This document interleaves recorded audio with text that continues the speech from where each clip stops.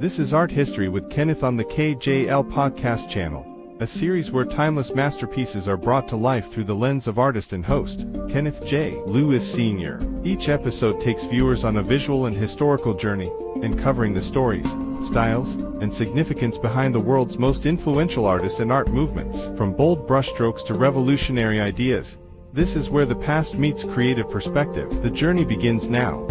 Welcome to the Art History Show on the KJL podcast channel. I'm your host, Kenneth J. Lewis Sr., and today we explore the haunting beauty and emotional depth of a man who helped invent modern American painting by painting what he could never say. This is the story of Arshile Gorky, a survivor, a myth maker, and a visionary who laid the foundation for abstract expressionism before the world even had a name for it. He was a man painted between memory and myth, trauma and transcendence. This is Before the Explosion, Arshile Gorky and the Seeds of Abstract Expressionism. Chapter 1, The Painter with No Name. Arshile Gorky wasn't his real name. He was born Voshtanik Manugadoyan around 1904 in Korkum, West Armenia, then part of the crumbling Ottoman Empire. He was a child during the Armenian genocide, one of the 20th century's earliest atrocities. He and his mother fled on foot. His father had already escaped to America. During their escape, his mother died of starvation in his arms. He never forgot that image, and he rarely, if ever, spoke about it. In 1920, as a teenager, he arrived in America, alone, grieving, and determined to begin again. So he changed his name. He told people he was a distant relative of the Russian writer Maxim Gorky. That wasn't true. But it gave him something powerful, a new identity.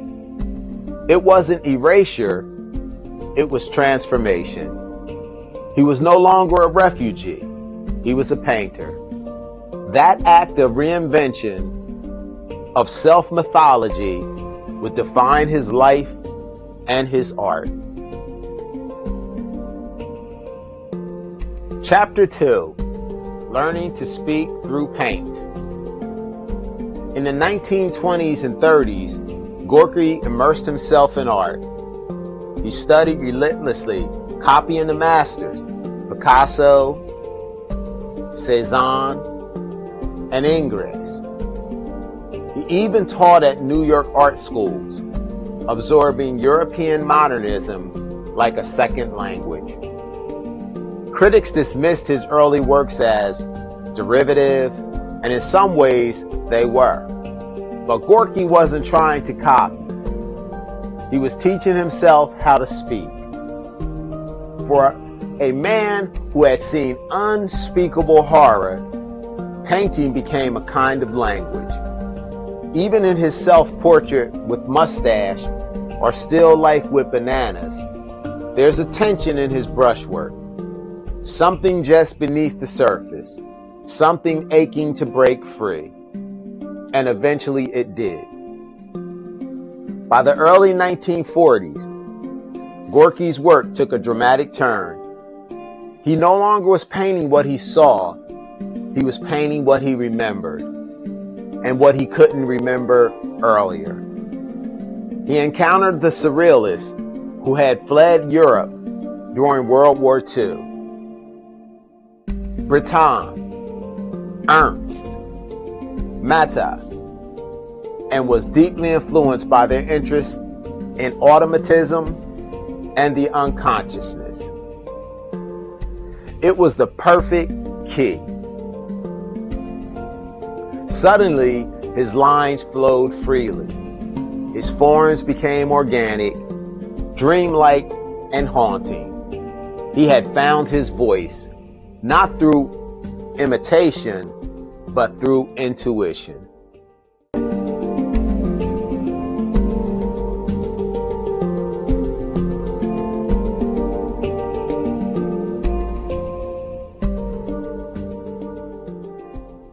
You're watching KJL Podcast Channel, home of Art with Kenneth, where he paints live, share techniques, and talks all things art.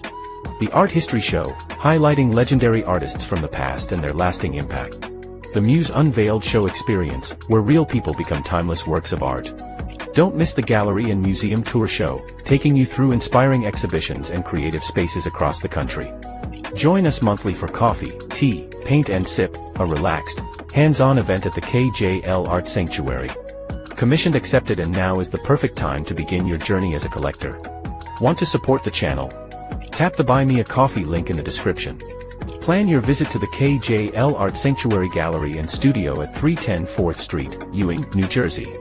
Don't forget to like, share, and subscribe to the KJL Podcast Channel, where art dwells, breathes, and inspires. Now back to the show. Chapter 3, Paintings That Remember. Let's look at The Liver is the Cock's Comb, painted in 1944. This is Gorky at his most unleashed. A wild canvas of red, purple, green, and mustard. Forms twist and float, some organic, some mechanical. There's a nervous rhythm to it all, like the painting itself is vibrating. The title is absurd, surreal. It doesn't explain the painting, it adds to its mystery. This wasn't abstraction for its own sake. It was a language of memory and myth. In The Artist and His Mother, Gorky returned to a childhood photo, a formal portrait taken before his mother's death. But in his paintings, the image distorts over time. The faces blur, the body stiffen, the hands, touching but frozen, seem to hold all the sorrow in the world. He painted it over and over, like a visual prayer or an attempt to undo history. He once said, "I do not paint what I see, I paint what I have seen." For Gorky, memory was not a museum. It was a ghost that wouldn't leave the room. Through his brush, he gave it form, not to fix it, but to face it.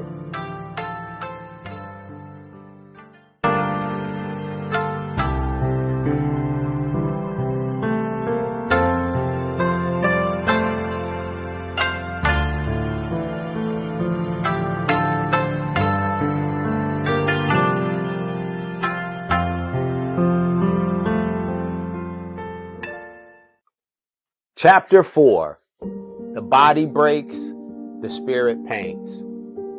In the final years of his life, Gorky faced loss again, this time in rapid, brutal ways. In 1946, his studio caught fire, dozens of paintings gone. Soon after, he was diagnosed with rectal cancer. Then a car crash left him with a fractured spine and a temporarily paralyzed painting arm. And then his wife left him.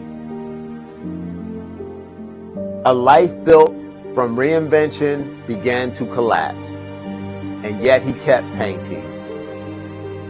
Even his late works, filled with color and lyrical lines, hum with an almost painful beauty. In Agony, the title says it all. Yet the brushwork is elegant, sweeping. A man in pain, still reaching for grace. He died by suicide in 1948 at the age of 44. But his paintings remain full of breath, full of questions.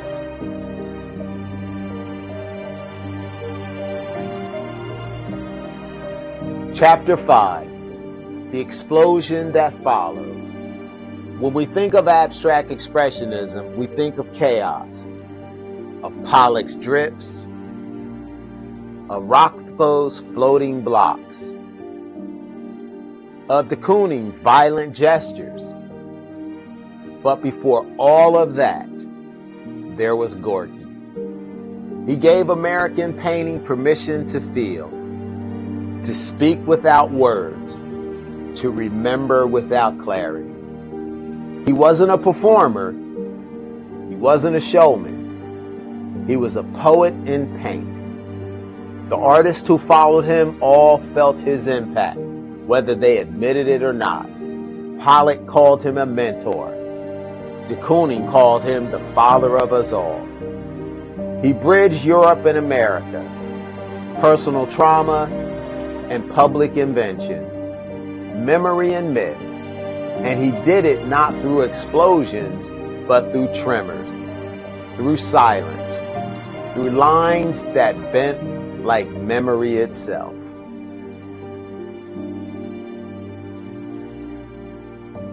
Arshile Gorky painted what he couldn't say, and in doing so, he changed what painting could be. He gave us permission to paint from the gut, to grieve in color, to invent ourselves. This has been Kenneth J. Lewis Sr., and thank you for joining me on the Art History Show. And remember, stay visionary, stay open, and always dig deeper. Thank you for watching Art History with Kenneth on the KJL podcast channel. If this episode inspired, informed, or intrigued you, be sure to like, share, and subscribe for more. Kenneth J. Lewis Sr. returns every other week with more captivating stories from the art world, exploring the legends, the techniques, and the timeless works that continue to shape our creative world. Until the next brushstroke in history, keep watching, keep wondering, and keep the art alive.